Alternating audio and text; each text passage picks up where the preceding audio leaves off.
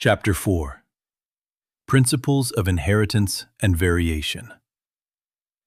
Have you ever wondered why an elephant always gives birth only to a baby elephant and not some other animal? Or why a mango seed forms only a mango plant and not any other plant? Given that they do, are the offspring identical to their parents? Or do they show differences in some of their characteristics? Have you ever wondered why siblings sometimes look so similar to each other, or sometimes even so different? These and several related questions are dealt with, scientifically, in a branch of biology known as genetics. This subject deals with the inheritance, as well as the variation of characters from parents to offspring. Inheritance is the process by which characters are passed on from parent to progeny. It is the basis of heredity. Variation is the degree by which progeny differ from their parents. Humans knew from as early as 8,000 to 1,000 BC that one of the causes of variation was hidden in sexual reproduction. They exploited the variations that were naturally present in the wild populations of plants and animals to selectively breed and select for organisms that possessed desirable characters. For example, through artificial selection and domestication from ancestral wild cows, we have well-known Indian breeds, for example, Sahiwal cows in Punjab. We must, however, recognize that though our ancestors knew about the inheritance of characters and variation, they had very little idea about the scientific basis of these phenomena. Mendel's laws of inheritance. It was during the mid-19th century that headway was made in the understanding of inheritance. Gregor Mendel conducted hybridization experiments on garden peas for 7 years, 1856 to 1863, and proposed the laws of inheritance in living organisms. During Mendel's investigations into inheritance patterns, it was for the first time that statistical analysis and mathematical logic were applied to problems in biology. His experiments had a large sampling size, which gave greater credibility to the data that he collected. Also, the confirmation of his inferences from experiments on successive generations of his test plants proved that his results pointed to general rules of inheritance rather than being unsubstantiated ideas. Mendel investigated characters in the garden pea plant that were manifested as two opposing traits, for example, tall or dwarf plants, yellow or green seeds. This allowed him to set up a basic framework of rules governing inheritance, which was expanded on by later scientists to account for all the diverse natural observations and the complexity inherent in them. Mendel conducted such artificial pollination/cross-pollination experiments using several true breeding pea lines. A true breeding line is one that, having undergone continuous self-pollination, shows the stable trait inheritance and expression for several generations. Mendel selected 14 true breeding pea plant varieties as pairs which were similar except for one character with contrasting traits. Some of the contrasting traits selected were smooth or wrinkled seeds, yellow or green seeds, inflated, full, or constricted, green or yellow pods, and tall or dwarf plants. Inheritance of one gene. Let us take the example of one such hybridization experiment carried out by Mendel, where he crossed tall and dwarf pea plants to study the inheritance of one gene. He collected the seeds produced as a result of this cross and grew them to generate plants of the first hybrid generation. This generation is also called the filial one, progeny, or the F1. Mendel observed that all the F1 progeny plants were tall, like one of its parents. None were dwarf. He made similar observations for the other pairs of traits. He found that the F1 always resembled either one of the parents, and that the trait of the other parent was not seen in them. Mendel then self-pollinated the tall F1 plants, and to his surprise, found that in the filial 2 generation, some of the offspring were dwarf. The character that was not seen in the F1 generation was now expressed. The proportion of plants that were dwarf were 1/4 of the F2 plants, while 3/4 of the F2 plants were tall. The tall and dwarf traits were identical to their parental type and did not show any blending. That is, all the offspring were either tall or dwarf. None were of in-between height. Similar results were obtained with the other traits that he studied. Only one of the parental traits was expressed in the F1 generation, while at the F2 stage, both the traits were expressed in the proportion 3:1.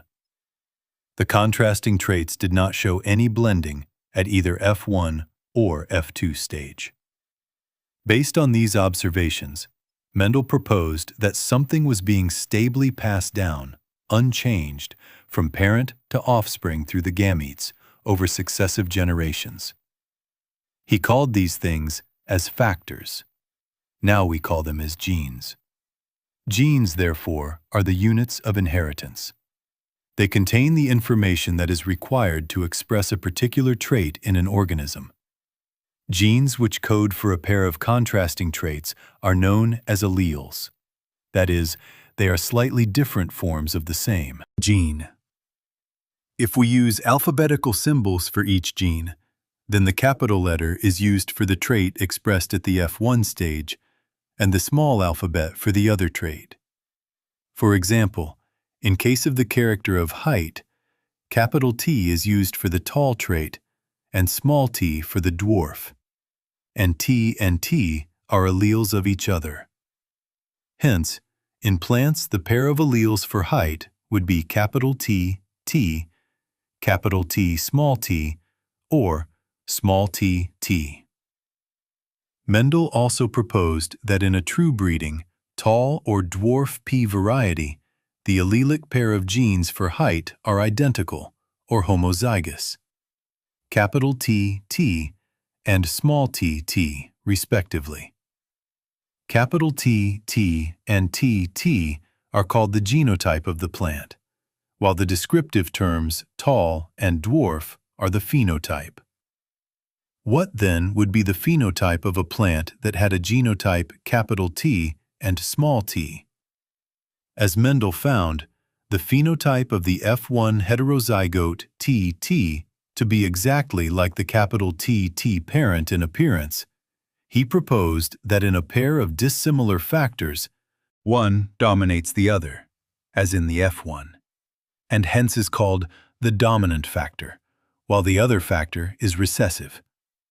In this case, capital T, for tallness, is dominant over small t, for dwarfness, that is recessive. He observed identical behavior for all the other characters/trait pairs that he studied. It is convenient and logical to use the capital and lowercase of an alphabetical symbol to remember this concept of dominance and recessiveness. Do not use T for tall and D for dwarf, because you will find it difficult to remember whether T and D are alleles of the same gene/character or not. Alleles can be similar, as in the case of homozygotes, capital TT and small tt, or can be dissimilar, as in the case of the heterozygote, capital T, small t. Since the capital T, small t plant is heterozygous for genes controlling one character, height, it is a monohybrid, and the cross between capital TT and TT is a monohybrid cross. From the observation that the recessive parental trait is expressed without any blending in the F2 generation, we can infer that when the tall and dwarf plant produce gametes, by the process of meiosis, the alleles of the parental pair separate or segregate from each other, and only one allele is transmitted to a gamete. This segregation of alleles is a random process, and so there is a 50% chance of a gamete containing either allele, as has been verified by the results of the crossings. In this way, the gametes of the tall capital TT plants have the allele capital T, and the gametes of the dwarf small t plants have the allele small t. During fertilization, the two alleles, capital T from one parent, say, through the pollen, and small t from the other parent, then through the egg, are united to produce zygotes that have one capital T allele and one T allele. In other words, the hybrids have TT. Since these hybrids contain alleles which express contrasting traits, the plants are heterozygous. The production of gametes by the parents, the formation of the zygotes, the F1 and F2 plants, can be understood from a diagram called Punnett square, as shown in Begin. It was developed by a British geneticist, Reginald C. Punnett. It is a graphical representation to calculate the probability of all possible genotypes of offspring in a genetic cross. The possible gametes are written on two sides, usually the top row and left columns. All possible combinations are represented in boxes below in the squares, which generates a square output form. The Punnett square shows the parental tall TT, male, and dwarf TT, female plants, the gametes produced by them, and the F1 TT progeny. The F1 plants of genotype TT are self-pollinated. The symbols female and male are used to denote the female, eggs, and male, pollen, of the F1 generation, respectively. The F1 plant of the genotype capital T, small t, when self-pollinated, produces gametes of the genotype capital T and small t in equal proportion. When fertilization takes place, the pollen grains of genotype capital T have a 50% chance to pollinate eggs of the genotype capital T, as well as of genotype small t. Also, pollen grains of genotype small t have a 50% chance of pollinating eggs of genotype capital T, as well as of genotype small t. Result of random fertilization. The resultant zygotes can be of the genotypes capital T, T, capital T, small t, or small t, T. From the Punnett square, it is easily seen that 1/4 of the random fertilizations lead to capital T, T, 1/2 lead to capital T, small t, and 1/4 to small t, T. Though the F1 have a genotype of capital T, small t, but the phenotypic character seen is tall. At F2, 3/4 of the plants are tall, where some of them are capital T, T, while others are capital T, small t. Externally, it is not possible to distinguish between the plants with the genotypes capital TT and capital T, small t. Hence, within the genotypic pair capital T, small t, only one character, capital T, tall, is expressed. Hence, the character capital T, or tall, is said to dominate over the other allele, small t, or dwarf character. It is thus due to this dominance of one character over the other that all the F1 are tall, though the genotype is capital T, small t. And in the F2, 3/4 of the plants are tall, though genotypically 1/2 are capital T, small t, and only 1/4 are capital T, T. This leads to a phenotypic ratio of 3/4 tall, 1/4 capital TT plus 1/2 TT, and 1/4 small tt, that is, a 3-to-1 ratio, but a genotypic ratio of 1-to-2-to-1. The 1/4 to 1/2 to 1/4 ratio of capital TT to capital T, small tt, is mathematically condensable to the form of the binomial expression ax plus by squared that has the gametes bearing genes T or T in equal frequency of 1/2. The expression is expanded as given below.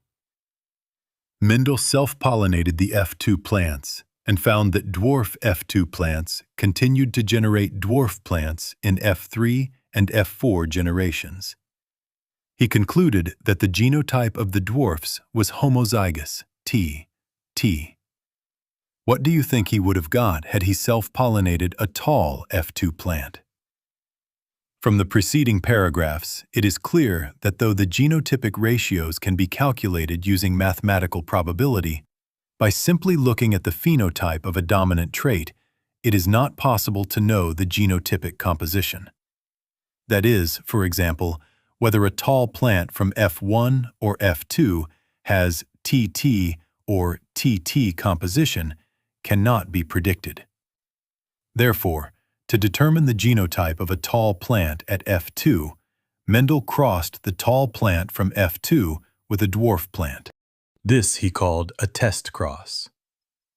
In a typical test cross, an organism, pea plants here, showing a dominant phenotype, and whose genotype is to be determined, is crossed with the recessive parent instead of self-crossing. The progenies of such a cross can easily be analyzed to predict the genotype of the test organism. Figure 4.5 shows the results of typical test cross, where violet color flower, capital V, is dominant over white color flower, small v. Using Punnett square, try to find out the nature of offspring of a test cross. What ratio did you get? Using the genotypes of this cross, can you give a general definition for a test cross? Based on his observations on monohybrid crosses, Mendel proposed two general rules to consolidate his understanding of inheritance in monohybrid crosses. Today, these rules are called the principles or laws of inheritance.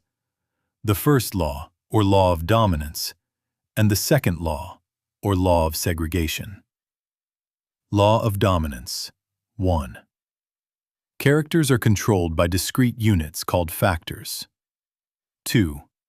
Factors occur in pairs. 3.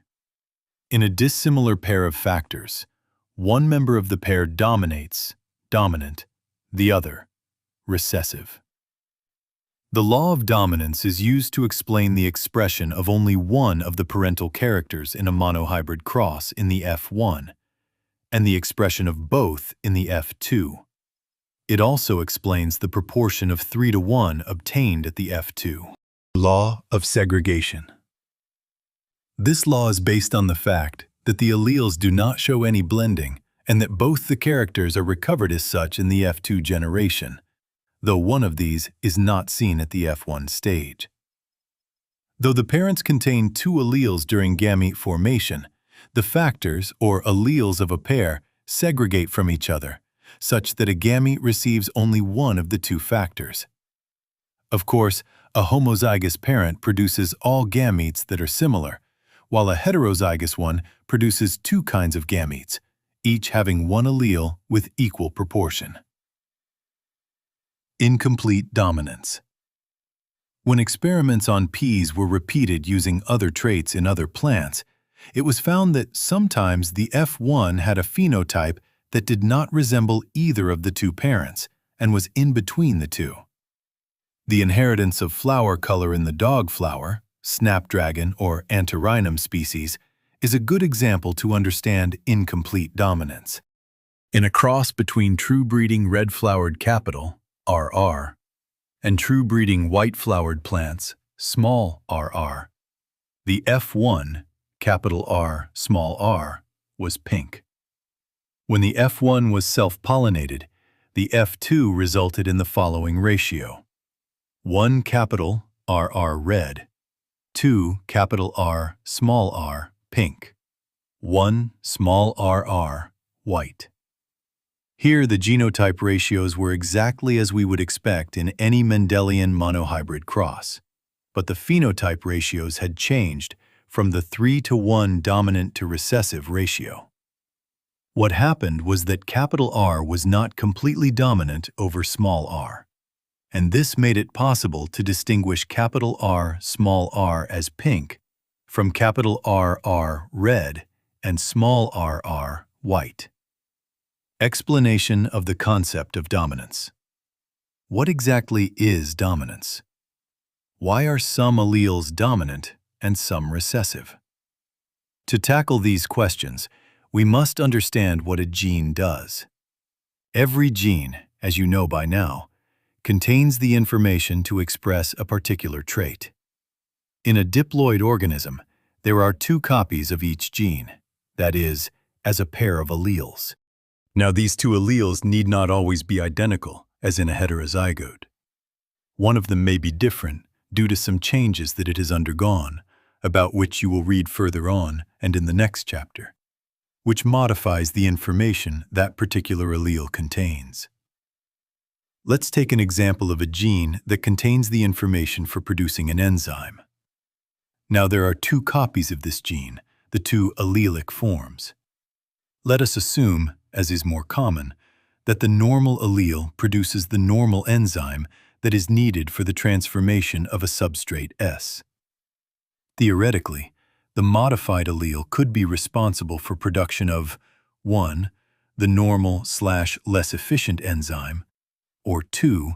A non-functional enzyme, or 3. No enzyme at all. In the first case, the modified allele is equivalent to the unmodified allele.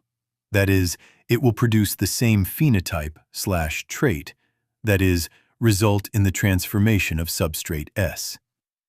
Such equivalent allele pairs are very common. But if the allele produces a non-functional enzyme or no enzyme, the phenotype may be affected. The phenotype/trait will only be dependent on the functioning of the unmodified allele. The unmodified functioning allele, which represents the original phenotype, is the dominant allele, and the modified allele is generally the recessive allele. Hence, in the example above, the recessive trait is seen due to non-functional enzyme, or because no enzyme is produced. Codominance. Till now, we were discussing crosses where the F1 resembled either of the two parents, dominance, or was in between, incomplete dominance. But in the case of codominance, the F1 generation resembles both parents. A good example is different types of red blood cells that determine A, B, O blood grouping in human beings. A, B, O blood groups are controlled by the gene I. The plasma membrane of the red blood cells has sugar polymers that protrude from its surface, and the kind of sugar is controlled by the gene. The gene I has three alleles, IA, IB, and I. The alleles IA and IB produce a slightly different form of the sugar, while allele I does not produce any sugar. Because humans are diploid organisms, each person possesses any two of the three I gene alleles. IA and IB are completely dominant over I. In other words, when IA and I are present, only IA expresses, because I does not produce any sugar. And when IB and I are present, IB expresses. But when IA and IB are present together, they both express their own types of sugars. This is because of codominance. Hence, red blood cells have both A and B types of sugars. Since there are three different alleles, there are 6 different combinations of these 3 alleles that are possible, and therefore, a total of 6 different genotypes of the human ABO blood types. How many phenotypes are possible? Table 4.2. Table showing the genetic basis of blood groups in human population. Do you realize that the example of ABO blood grouping also provides a good example of multiple alleles? Here you can see that there are more than 2, that is, 3 alleles governing the same character. Since in an individual only 2 alleles can be present, multiple alleles can be found only when population studies are made. Occasionally, a single gene product may produce more than one effect. For example, starch synthesis in pea seeds is controlled by one gene. It has two alleles, B and B. Starch is synthesized effectively by capital BB homozygotes, and therefore large starch grains are produced. In contrast, small BB homozygotes have lesser efficiency in starch synthesis and produce smaller starch grains. After maturation of the seeds, capital BB seeds are round and the small BB seeds are wrinkled. Heterozygotes produce round seeds, and so capital B seems to be the dominant allele. But the starch grains produced are of intermediate size in capital B small b seeds. So if starch grain size is considered as the phenotype, then from this angle, the alleles show incomplete dominance.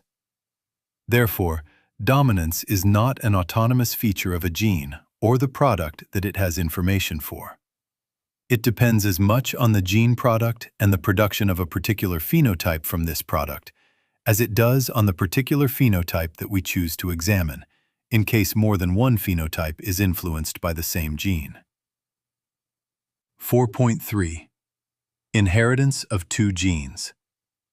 Mendel also worked with and crossed pea plants that differed in two characters, as is seen in the cross between a pea plant that has seeds with yellow color and round shape, and one that had seeds of green color and wrinkled shape. Mendel found that the seeds resulting from the crossing of the parents had yellow-colored and round-shaped seeds. Here, can you tell which of the characters in the pairs, yellow/green color and round/wrinkled shape, was dominant? Thus, yellow color was dominant over green, and round shape dominant over wrinkled. These results were identical to those that he got when he made separate monohybrid crosses between yellow and green seeded plants and between round and wrinkled seeded plants. Let us use the genotypic symbols Y for dominant yellow seed color and Y for recessive green seed color, capital R for round-shaped seeds, and small r for wrinkled seed shape. The genotype of the parents can then be written as capital R, R, Y, Y, and small r, R, Y, Y. The cross between the two plants can be written down as in figure 4.7, showing the genotypes of the parent plants. The gametes, capital R, Y, and small r, Y, unite on fertilization to produce the F1 hybrid, capital R, small r, capital Y, small y. When Mendel self-hybridized the F1 plants, he found that 3/4 of F2 plants had yellow seeds and 1/4 had green. The yellow and green color segregated in a 3:1 ratio. Round and wrinkled seed shape also segregated in a 3:1 ratio, just like in a monohybrid cross. Law of independent assortment. In the dihybrid cross, the phenotypes round yellow, wrinkled yellow, round green and wrinkled green appeared in the ratio 9:3 to 3:1. Such a ratio was observed for several pairs of characters that Mendel studied. The ratio of 9:3 to 3:1 can be derived as a combination series of 3 yellow to 1 green, with 3 round to 1 wrinkled. This derivation can be written as follows: 3 round to 1 wrinkled, 3 yellow to 1 green, equals 9 round yellow to 3 wrinkled yellow, 3 round green, 1 wrinkled green. Based upon such observations on dihybrid crosses, crosses between plants differing in 2 traits, Mendel proposed a second set of generalizations that we call Mendel's law of independent assortment. The law states that when 2 pairs of traits are combined in a hybrid, segregation of one pair of characters is independent of the other pair of characters.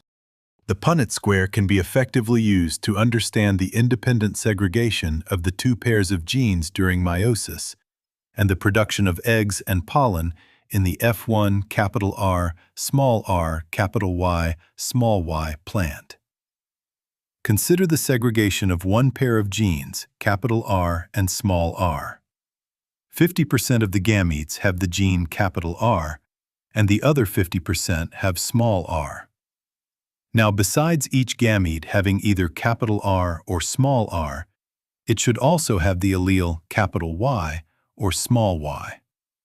The important thing to remember here is that segregation of 50% capital R and 50% small r is independent from the segregation of 50% capital Y and 50% small y. Therefore, 50% of the small r-bearing gametes has capital Y, and the other 50% has small y. Similarly, 50% of the capital R-bearing gametes has capital Y, and the other 50% has small y. Thus, there are 4 genotypes of gametes, 4 types of pollen, and 4 types of eggs. The 4 types are capital RY, capital R small y, small r capital Y, and small r small y, each with a frequency of 25% or 1/4 of the total gametes produced. When you write down the 4 types of eggs and pollen on the 2 sides of a Punnett square, it is very easy to derive the composition of the zygotes that give rise to the F2 plants. Figure 4.7. Although there are 16 squares, how many different types of genotypes and phenotypes are formed? Note them down in the format given. Can you, using the Punnett square data, work out the genotypic ratio at the F2 stage and fill in the format given? Is the genotypic ratio also 9:3:3:1?